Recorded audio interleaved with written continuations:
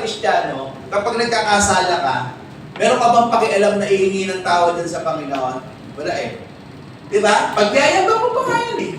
Di ba? O katulad ng mga tatay na nag-good time. Pagkatapos, kumita ng pera. Pupunta doon sa pamikislap-kislap. Okay, alam na po natin yun. Ano yun? Mga nightclub. Paglayabang pa yun. Pare kagabi. Nag-good time kami. Di ba? Ang gaganda ng mga chicks. Pagyayabang pa.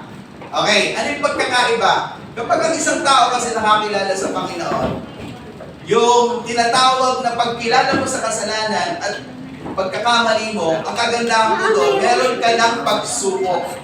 Amen? Meron ka ng pagsubok. Ibig sabihin, hindi ka na yung dating tao. Hindi ka na yung dating makasalanan na wala kang pakialam na pinagmamayabang mo pa yung kasalanan. Ikaw ngayon, dahil ikaw nakipagkaisa kay Kristo, ang pagiging bagong nilalang mo ay nakikita mo sa image ng Panginoon na kanyang ginawa, na nung ikaw ay kanyang tubusin, ngayon nakikilala mo na ang kasalanan. Amen.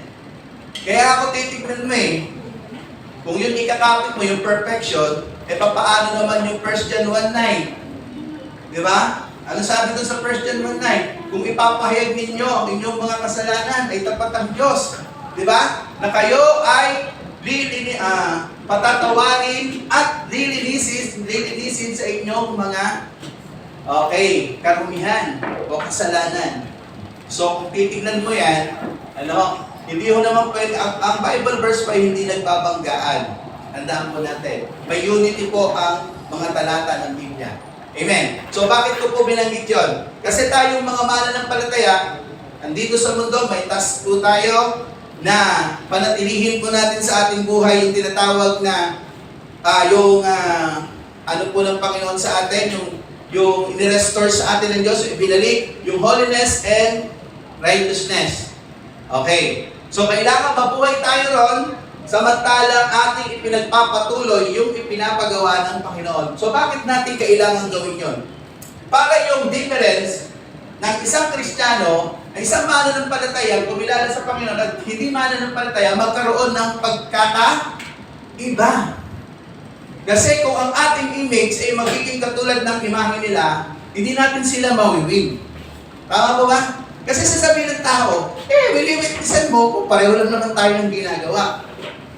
Di ba? Totoo naman. Paano mo magiging tao kung walang buhay na binago? Okay. So, yun po yung maganda. Na maintindihan po natin. Okay. So, pakiclick nga.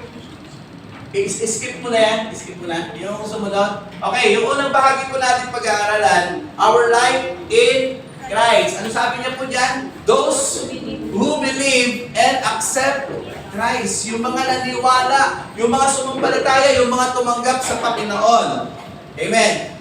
Tayo yung may buhay kay Kristo. Kasi bakit? Kasi ang Panginoong Jesus, saan ba nananahan? Si Jesus.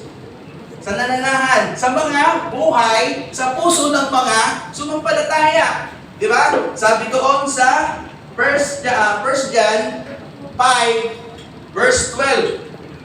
Ang pinananahanan ng anak ng Diyos ay may buhay na walang hanggan, ngunit wala nito ang hindi pinananahanan ng anak ng Diyos. Anong ibig sabihin? Ang Panginoong Jesus pala nananahan sa buhay ng isang tao, sa puso ng isang tao sumampalataya. At yung pananahan ng Panginoon na nagpapatunay na meron siyang buhay na walang hanggan. So meron tayong buhay ngayon kay Kristo, ang buhay natin ay sakop ng Panginoon. Hindi tayo yung Panginoon ang ating buhay. Amen? Hindi ikaw dapat yung masunod. Sino dapat nasusunod? Yung nakaluklok sa puso mo, yung tinanggap mo, sino yun? Si Kristo dapat.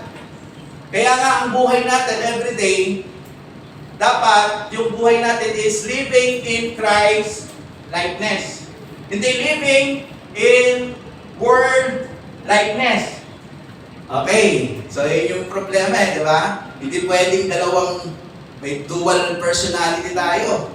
Di ba? Parang hunyako, pag sa church, okay, banal. Paglabas sa mundo, kakulay din ng mundo. Ganun yung hunyako, kung saan dumikit, ganun yung kulay. Di ba? Pag dumikit sa kulay brown, magiging brown. Pag dumikit sa kulay kulay green, magiging green. Okay, hindi ko lang alam yung bunyango na ano. Nakakalam ko ba rito ng bunyango? Okay.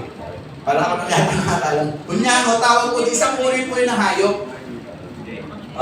Actually, yung hunyango na yun, sa probinsya namin sa Ilocos, nanay ko kasi Ilocana eh. Ano yun? Parang siyang butike. Okay, parang butike. Okay. Actually, hindi siya iguana. Meron siyang pakpak. Lalaki lang siya ng konti sa butike. Lumilipad po yun. Pag dumikit po yun sa puno, hindi mo na makikita. Magiging kakulay niya yung puno. Okay, yun po yung hunyango. Okay. So, ito po yung buhay natin sa Panginoon. Next slide, please.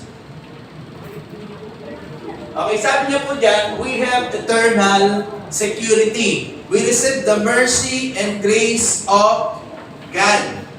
Okay, napaka-importante po niyan, no? Na maranasan ng isang tao yung kahabagan ng Diyos, yung biyaya ng Diyos. Amen? Amen? Okay, so kung titignan natin, may dalawang binigay na ano po kasi, covenant. Diba? Yung Old Covenant, di ba? At New Covenant. O tinatawag minsan, Old Testament, tapos New Testament. Okay, magkalaban ba yung dalawa na yan? Hindi po. Kasi the Old Testament ay pangako patungkol doon sa darating na tagapagligtas sa anak ng Diyos. Sino yun? Si Kristo.